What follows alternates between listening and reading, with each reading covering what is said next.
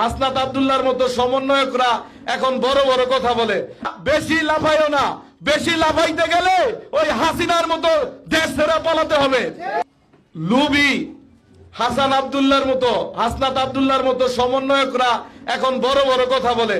আরে বেটা, তুই কি দেখোস নাই প্রতিটা জেলায় জেলায় বড় বড় সম্মেলন হইছে? তুই এখন বলস বিএনপি 6 জুন 7 জুন লইয়া দাঁড়াইতে পারে নাই। আরে বেটা বেদব, তুই তো সমাবেশগুলা দেখোস নাই।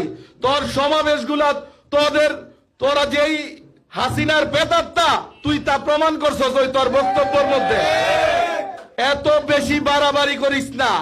ছাত্রদল, যুবদল আমরা যদি না থাকতাম তাহলে এত বড় পতন হইতো না এই হাসিনার।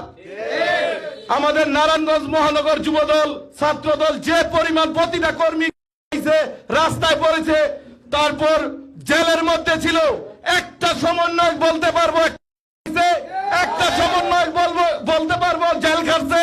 একটাও না। খালি কথায় কথায় চাপাবাজি চলবে না। আমরা বুঝি কার দর কতটুক। আমরা বেশি লাফাইও না, বেশি লাফাইতে গেলে ওই হাসিনার মতো দেশ ছেড়ে পালাতে হবে।